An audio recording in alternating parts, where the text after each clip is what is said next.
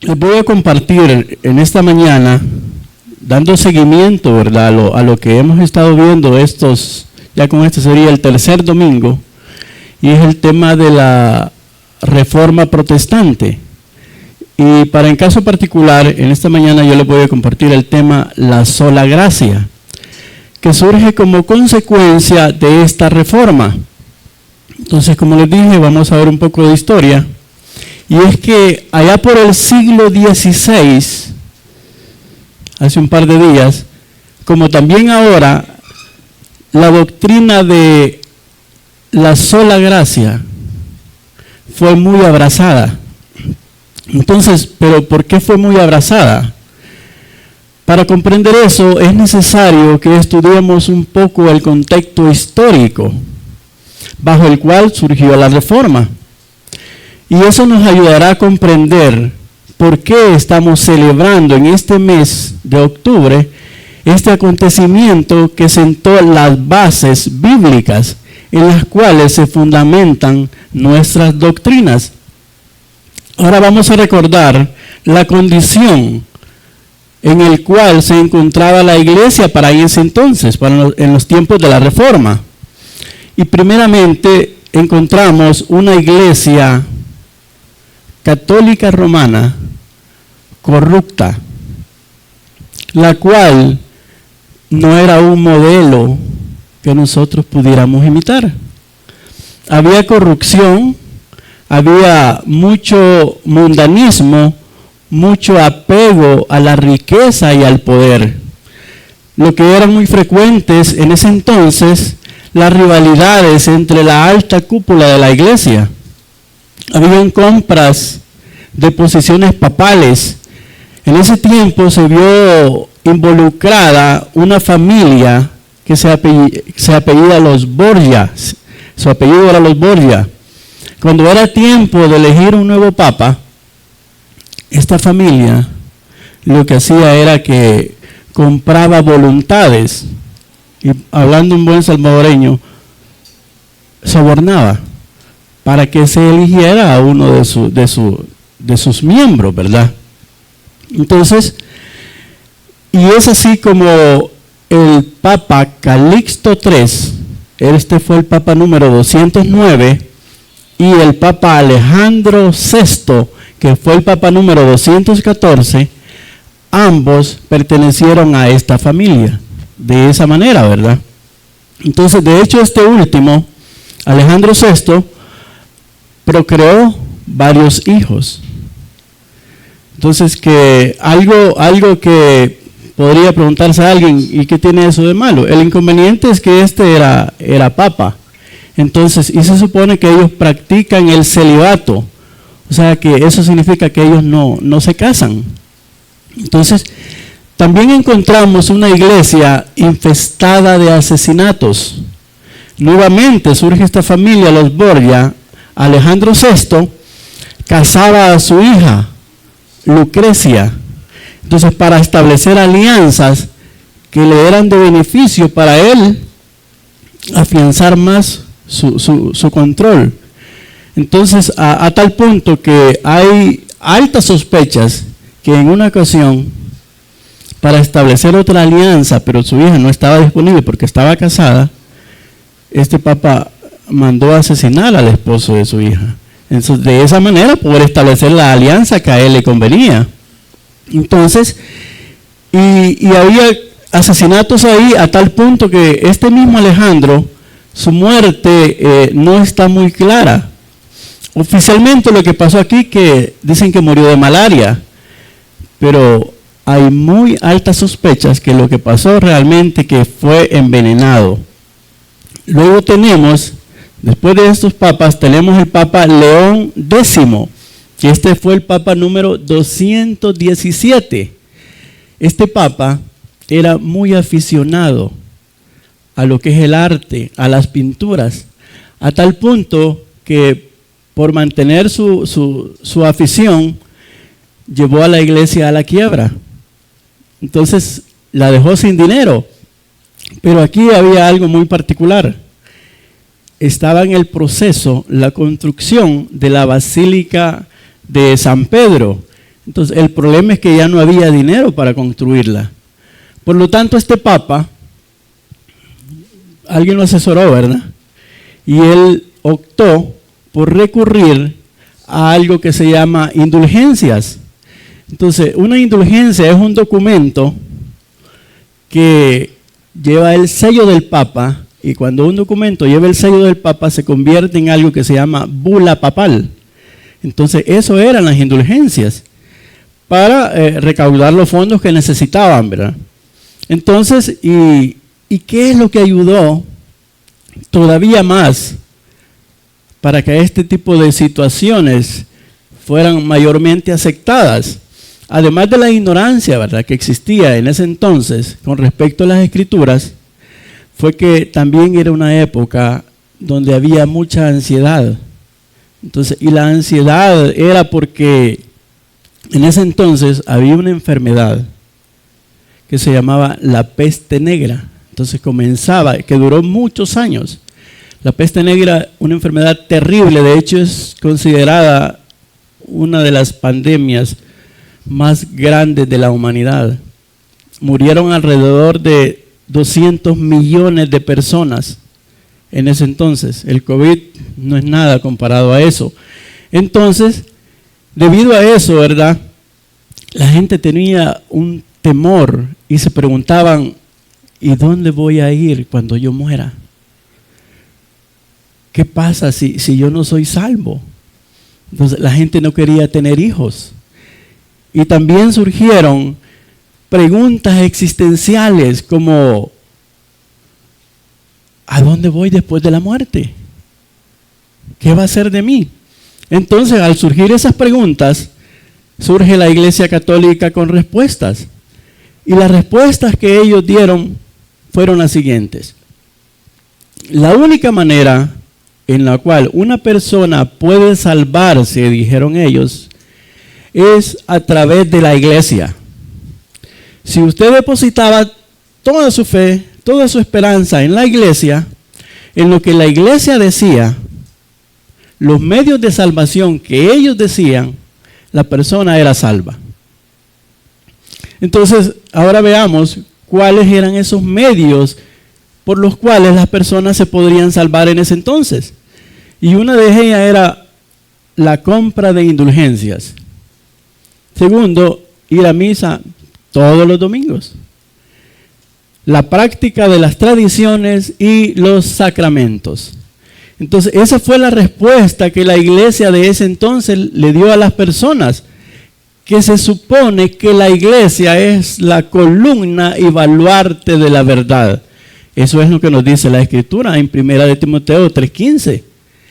Para que, si tardo, sepas cómo debes conducirte en la casa de Dios, que es la iglesia del Dios viviente, columna y baluarte de la verdad. Entonces, para que comprendamos mejor esta situación, vamos a ver qué era y qué es una indulgencia.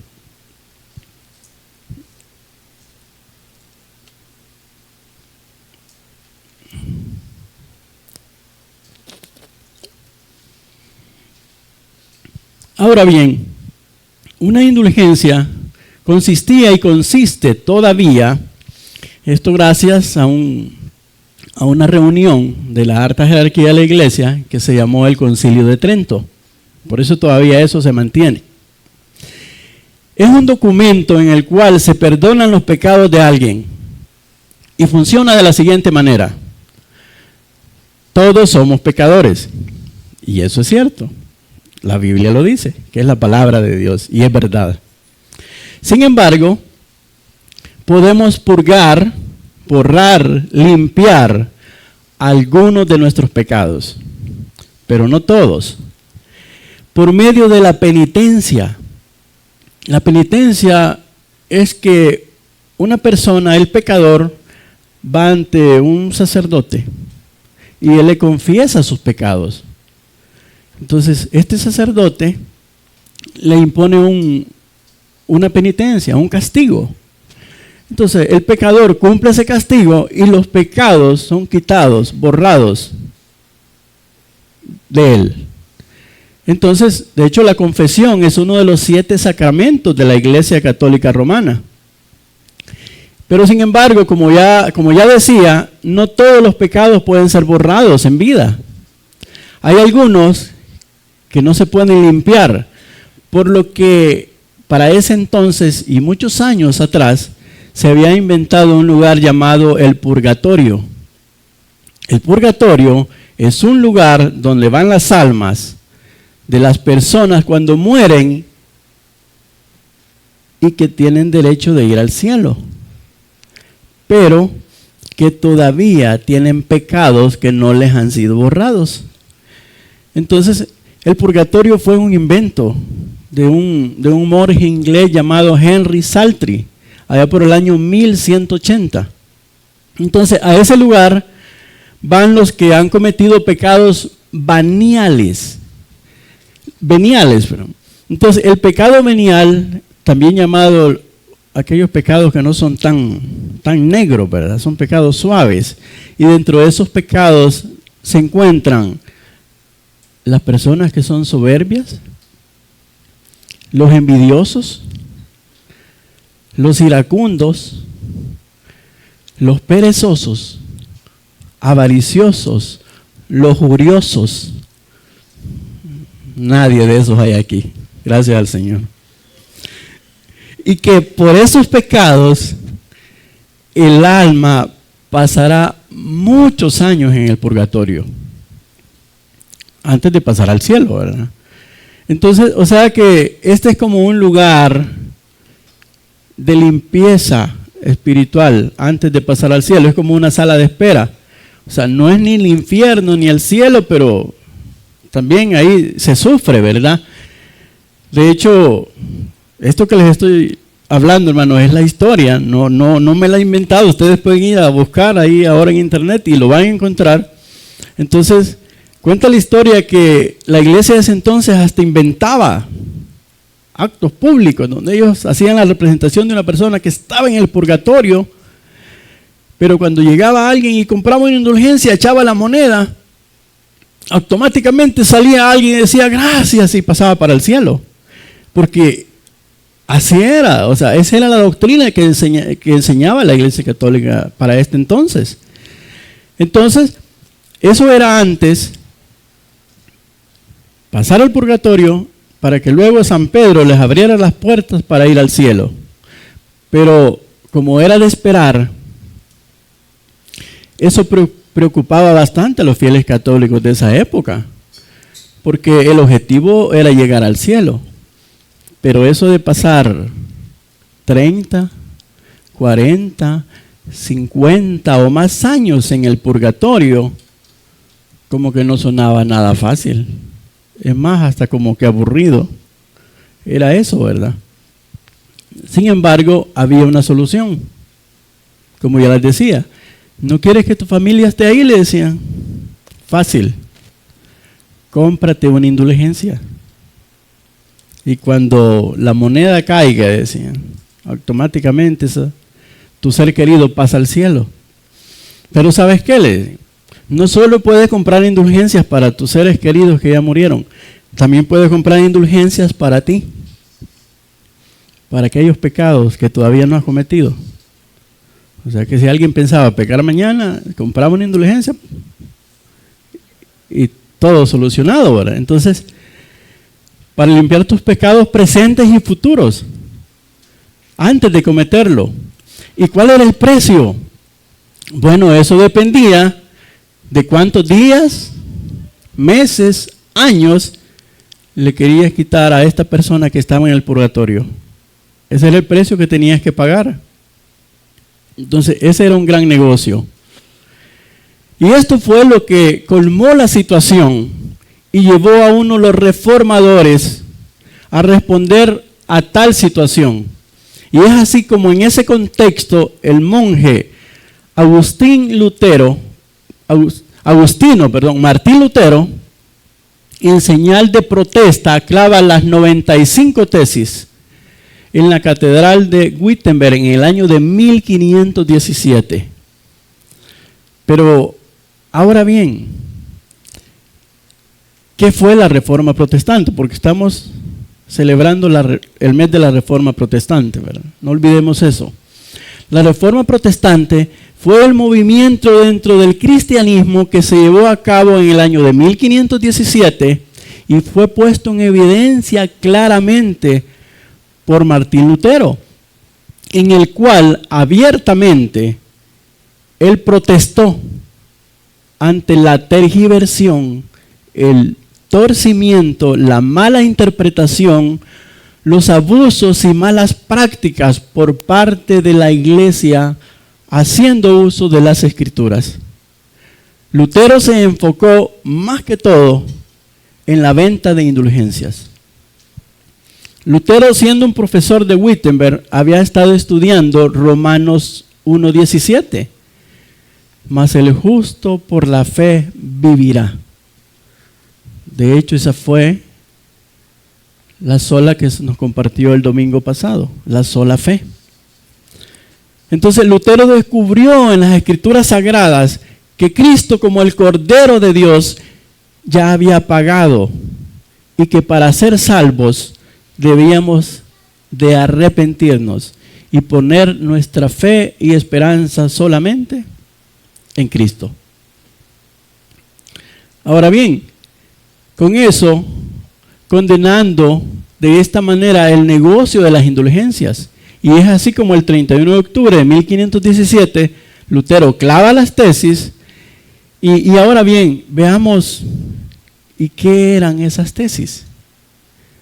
Es importante, hermano, conocer la historia, ¿verdad?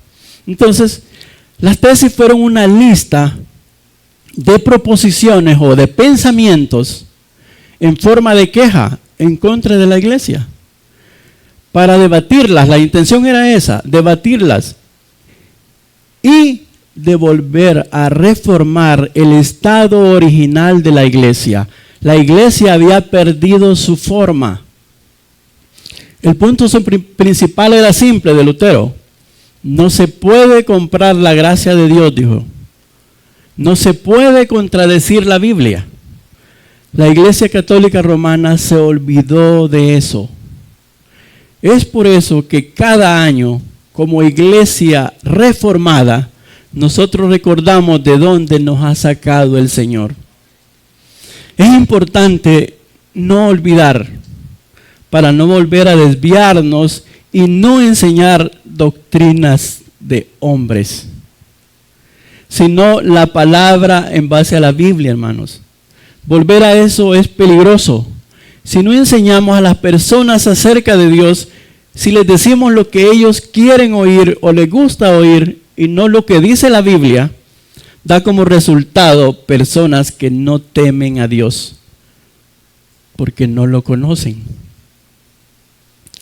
Ahora bien, ¿y qué contenía las 95 tesis?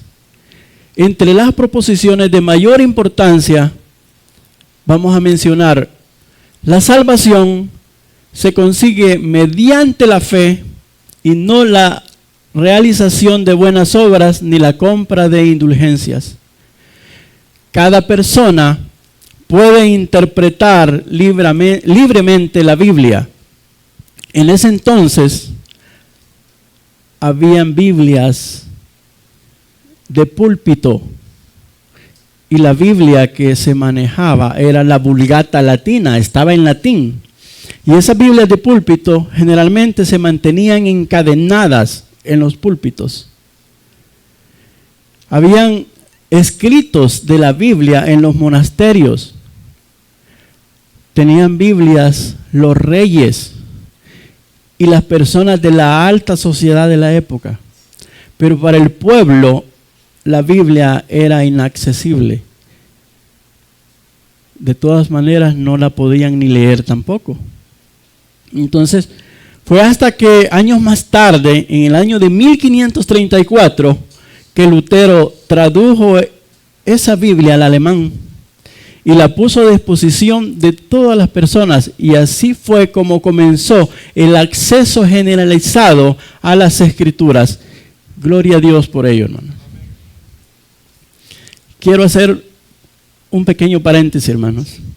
Y es que debemos de leer la Biblia? La Biblia son las cartas de amor de Dios para su novia, que es la iglesia.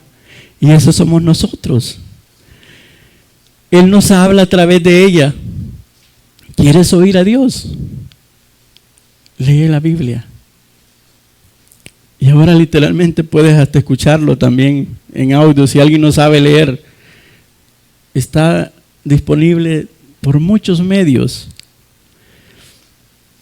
A medida que leas la Biblia, conocerás más a Dios y lo vas a amar y serás obediente a su palabra.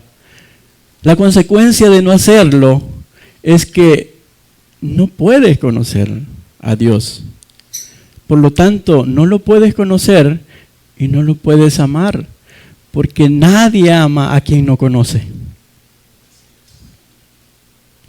Cierro paréntesis, hermano. Otra proposición fue: la única fuente de la verdad es la Biblia y no los dogmas de la Iglesia Católica posteriores. Un dogma es un pensamiento que se tiene por verdad y que nadie puede refutarlo. O sea, que la Iglesia Católica decía, así es y así era. Nadie podía decir lo contrario. Ese es un dogma. Entonces Martín Lutero dijo, no, solo la Biblia es la única verdad. Otro punto, el bautismo y la Eucaristía son los verdaderos sacramentos. Algo más comprensible, la Eucaristía es la Santa Cena, hermano, lo que nosotros practicamos también. El papado no es una institución creada por Jesucristo. No es necesario rendir culto a la Virgen y a los santos. El purgatorio no existe. Lo que contenía las 95 tesis y otras más. Ahora, veamos qué efectos tuvo en las personas el practicar esos medios falsos de salvación. Porque todo tiene consecuencias. Y lo que sucedió fue lo siguiente. Las personas al practicar estos medios, para ellos se agudizó la ansiedad. Recordemos que había ansiedad. La culpa por el pecado aumentó. Porque esas cadenas de pecado no eran rotas. La gente compraba indulgencias, iba a misa, cumplían los sacramentos, las penitencias, pero el vacío en su corazón siempre persistía. La gente comenzó a ver que los sacramentos y las penitencias no los liberaban. Y es que la salvación no puede ser controlada, otorgada por un ser humano. Y es aquí donde los reformadores aparecen para retomar las enseñanzas antiguas, las enseñanzas de la Escritura, que la salvación es solo por gracia. Y es así, en el año de 1519, Lutero declara uno de los pilares de la iglesia protestante de hoy en día, la sola Escritura, donde Lutero aboga por volver a los orígenes. Todo lo que estuviera en la Biblia, todo lo que no estuviera en la Biblia, no tenía autoridad. Pues la Biblia es inspirada por Dios porque es la única fuente de autoridad. También debido a estas reformas, surgen las doctrinas de la sola fe y la sola gracia hasta el día de ahora. Efesios 2:8 nos dice, porque por gracia habéis sido salvados por medio de la fe. Y esto no de vosotros, sino que es don de Dios, no por obras, para que nadie se gloríe. La salvación no es el resultado de nuestras obras, sino que por su gracia Dios salva. Un pequeño resumen. ¿Por qué ahora se siguen practicando estos medios de salvación todavía, aún después de la Reforma Protestante? Lamentablemente, cuando a alguien le tocan su estatus de poder o el bolsillo, es casi imposible humanamente que se quede quieto. Lo que pasó es que la iglesia de ese entonces reaccionó y en el año de 1545 ellos hicieron una contrarreforma, como quien dice un contraataque a las reformas que Martín Lutero había hecho. Y ahí surgió algo que se llamaba Concilio de Trento, donde lo que hicieron ahí fue confirmar sus creencias, que la iglesia era la autoridad, que la salvación se puede lograr también por la Virgen María y los santos, y otra serie de situaciones que lo que ellos fue protegerse de donde habían sido atacados. Lamentablemente por eso todavía las indulgencias aún existen en la actualidad, y todavía existe el purgatorio, y lo que es peor aún, todavía se le sigue enseñando a las personas y se les va cambiando. Ahora dicen que el purgatorio ya no es un lugar físico, sino que es un lugar espiritual. Entonces, y para el colmo todavía, y esto no me lo estoy inventando, hermanos, pueden ustedes ir a las noticias recientes, donde hace un par de días el Vaticano dijo que el infierno no existe, pero la Biblia dice lo contrario. Y la única verdad y la única autoridad es la Biblia. Ahora sí, después del contexto histórico del por qué la reforma y por qué la celebramos, veamos la gracia de Dios y la salvación. Primeramente definamos algunos términos. Yo sé que algunos hermanos ya conocen estos términos, pero quizás otros no. Veamos qué es la gracia. La gracia es recibir aquello bueno que no merezco. Y misericordia. Misericordia es recibir la justicia, es no recibir la justicia que merezco por hacer el mal. Y veamos un ejemplo de esto. Había un gran rey muy bondadoso y tenía un hijo que igualmente era bondadoso. Pero también había un joven, otro joven, que este joven era delincuente. Un día se encontraron estos dos jóvenes, hubo un conflicto entre ellos y este joven delincuente mató al joven bondadoso. Atrapan al delincuente. La reacción inicial del padre bueno y bondadoso fue entregarlo a la justicia, a las autoridades para que sea juzgado. Pero no, él tomó una decisión y él lo que hizo fue, lo perdonó y lo dejó libre. Yo no haría eso, va a decir alguno de ustedes, ¿verdad? Y quizás yo diría lo mismo. Pero como les dije, este es un rey bueno, bondadoso. Entonces, a eso le llamamos misericordia. No recibir aquello que merezco. El joven delincuente merecía ser condenado e ir a la cárcel, pero recibe perdón y libertad. Pero luego este rey bondadoso hace otra acción. Y es que adopta al delincuente como su hijo, al que le había matado a su hijo. Y decide darle la herencia que tenía reservada para su hijo al delincuente. Eso es gracia. Recibir aquello bueno que no merezco. Ahora bien, ahora que ya sabemos qué es gracia y misericordia, esto nos debe llevar a la siguiente pregunta. ¿Qué motivó a Dios para salvarnos? ¿Qué llevó a Dios a darnos de su misericordia y de su gracia? Les invito a que vayamos a Efesios 2:4. Pero Dios, que es rico en misericordia, por su gran amor con que nos amó, aun estando nosotros muertos en pecados, nos dio vida juntamente con Cristo. Por gracia sois salvos.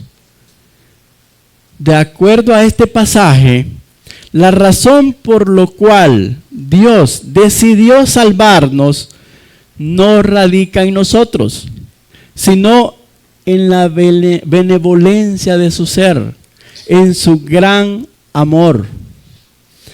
Veamos entonces, basado en lo que acabamos de leer, las motivaciones de Dios para nuestra salvación.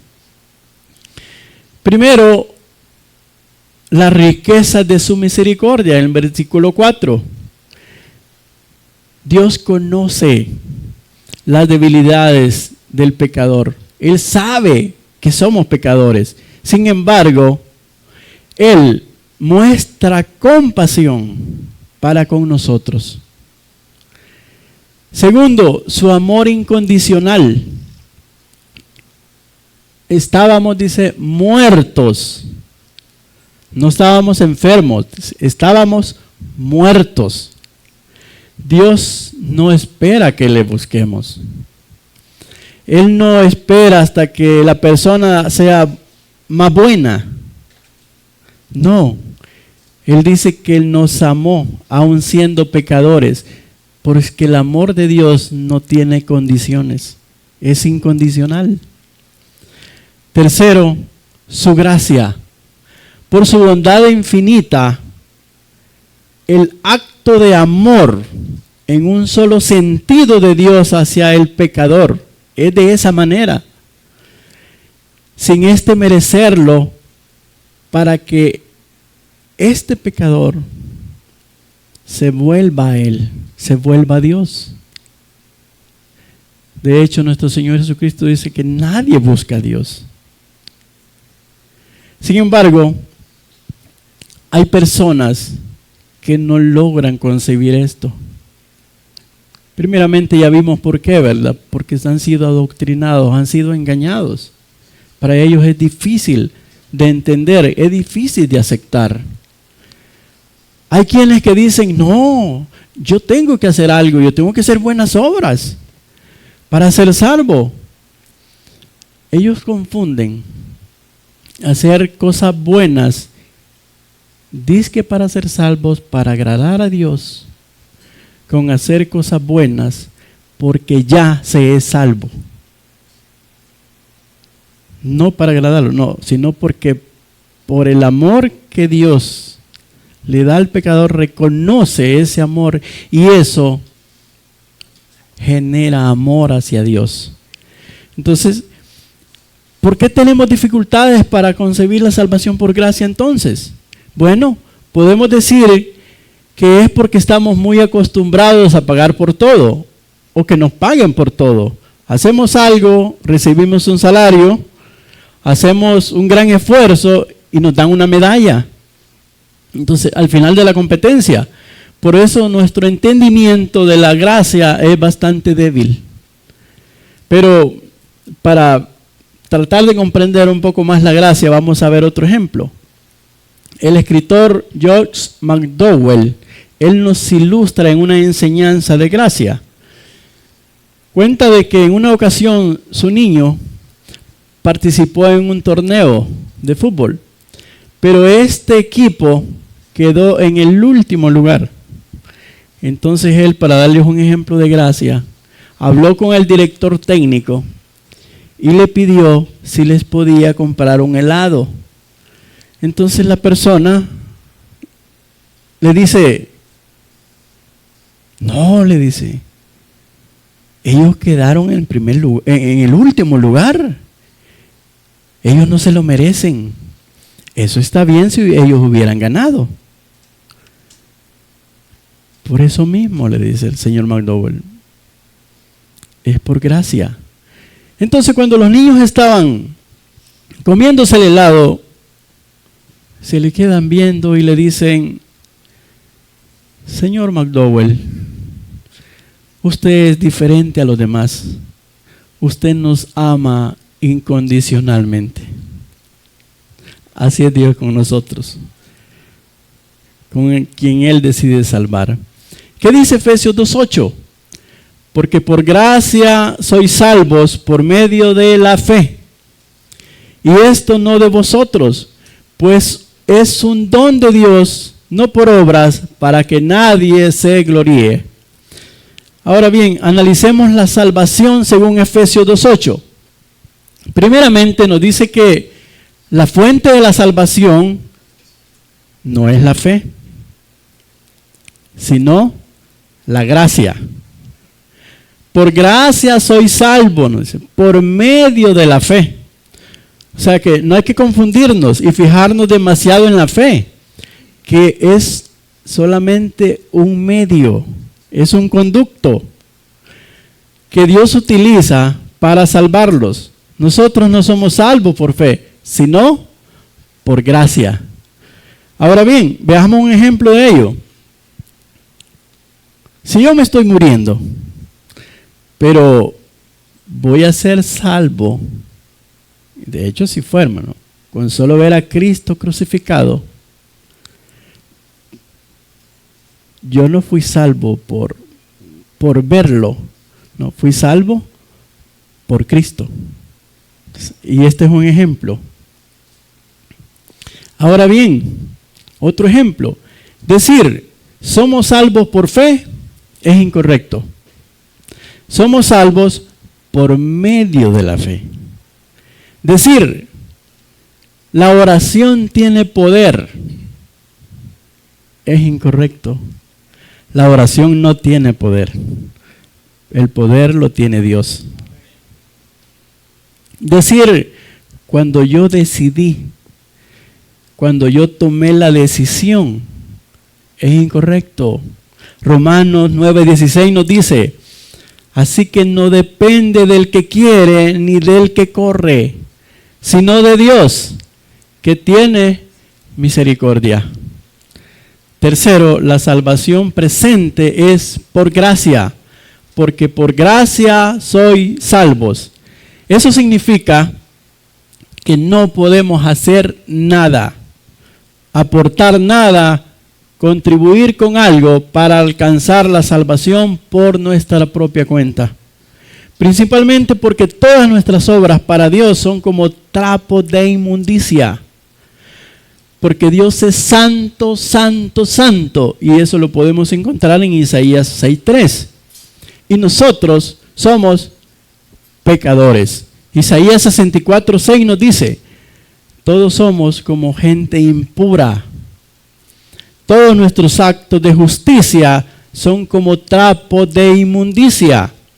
Eso significa que todas nuestras obras, por muy buenas que parezcan, son inaceptables comparadas con la santidad de Dios.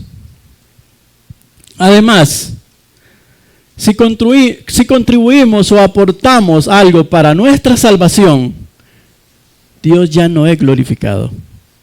Para que nadie se gloríe, versículo 9. Ahora bien, ¿y entonces qué puedo hacer? ¿Qué puedo aportar para ser salvo? Realmente no podemos hacer nada. Y lo único que quizás que podríamos aportar es el pecado que tenemos. De ahí, nada más. Ahora bien, veamos por qué es importante la sola gracia. Es lo único que separa el evangelio bíblico de los falsos evangelios. Y es que en el evangelio bíblico la salvación es completamente por gracia. El evangelio no bíblico va a enseñar la gracia, va a agregar a la gracia cualquier otra cosa, pero como ya vimos, no podemos agregar nuestras obras porque están manchadas, no son aceptadas. A manera de comparación, vamos a ver algunas religiones con respecto a la salvación. El budismo, por ejemplo, tiene alrededor de 8 pasos para llegar a la liberación del hombre de su egoísmo. El hinduismo es a través de la purificación del karma, o sea, esfuerzo humano. El judaísmo, ellos aún siguen creyendo en las obras de la ley, que cumpliendo las obras de la ley van a ser salvos, pero hay un problema. La Biblia nos dice, la palabra de Dios, que nadie puede cumplir ni tan siquiera un solo de los 10 mandamientos. Ni uno. Entonces, el Islam, hay un código que cumplir y Alá va a evaluar esas obras. O sea que ahí no hay seguridad. El catolicismo, ellos creen que la gracia de Dios nos salva, pero además de eso hay que agregarle los 7 sacramentos. Entonces, cada una de estas doctrinas no bíblicas necesitan aportar algo para salvarse. Por ello, veamos las características de la gracia de Dios. La gracia de Dios, primeramente, es inmerecida. Es decir, no hemos hecho nada para merecerla. El día que creemos que por hacer algo somos salvos, ya no es gracia. Romanos 11:6 nos dice, y si es por gracia, ya no es por obras, porque en tal caso la gracia ya no sería gracia. La gracia de Dios la podemos clasificar en la gracia común y la gracia especial. La gracia común es aquella que reciben todos los seres humanos, independiente que sean creyentes o no. Se refiere a la actitud de amor favorable de Dios hacia sus criaturas y no solo los elegidos. Salmo 145:9 nos dice, bueno es el Señor para con todos y su misericordia sobre todas sus obras. Mateo 5:45 también nos dice, nuestro Señor Jesucristo, vuestro Padre que está en los cielos, que hace salir el sol sobre buenos y malos, y que hace llover sobre justos e injustos. Otra característica de la gracia de Dios, la otra gracia es la gracia especial. Ya vimos la gracia común, que es para todos, sean buenos o sean malos. Pero está la gracia común, la gracia especial, que es la gracia del favor inmerecido, irresistible de Dios, mediante el cual Él redime y renueva, salvando a los pecadores y restaurando la creación a través de la obra de Cristo y por el poder del Espíritu Santo. Esta gracia no es para todos, solo para los que Dios ha elegido en su soberanía otorgarla. Y vemos también que la gracia de Dios es soberana. Esto lo podemos resumir en el siguiente pasaje, Éxodo 33:19. Tendré misericordia de quien quiera tenerla y seré compasivo con quien quiera serlo. Dios es Dios y no depende de nadie para decidir a quién salva y a quién no salva. Quiero concluir, hermanos. Quien elige es Dios, quien nos da la fe para que mediante la fe podamos creer en Jesucristo y para que a través de Él podamos obtener la salvación es Dios. Esa salvación que no merecemos, pero que por su misericordia y gracia Él nos da gratuitamente para que nadie se gloríe. Alguien podría pensar y decir entonces, entonces es como le decían los opositores a Martín Lutero cuando él inició el proceso de la reforma. Le decían que él enseñaba a las personas a que fueran más pecadores, pues como la salvación es gratis y no hay que hacer nada, la respuesta es no, de ninguna manera. La respuesta de Lutero fue la siguiente: no, al contrario, las personas al conocer la verdad se dan cuenta de que no merecen ser salvos, pero Dios les ama y por eso les salva, y ellos responderán de la misma manera. Amarán a Dios y harán cosas buenas, pero ya no con la intención de obtener la salvación, sino que lo harán por amor y en agradecimiento. Primera de Juan 4:9 nos dice: nosotros le amamos porque Él nos amó primero. Entonces, como siervos de Cristo, así como Dios nos ama, también debemos amar a nuestros semejantes. No porque tengamos esa capacidad de nosotros de ser amorosos como Dios es, sino que Cristo en nosotros nos capacita para poder hacerlo. ¿Y cómo demostramos ese amor?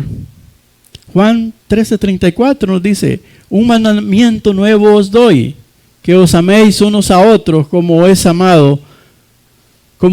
he amado, que también os améis unos a otros. Entonces, por amor, compartámosle la palabra de verdad, no con contiendas, contradiciendo a los demás, sino como Pablo dice, hermanos, en 2 de Timoteo 2:22.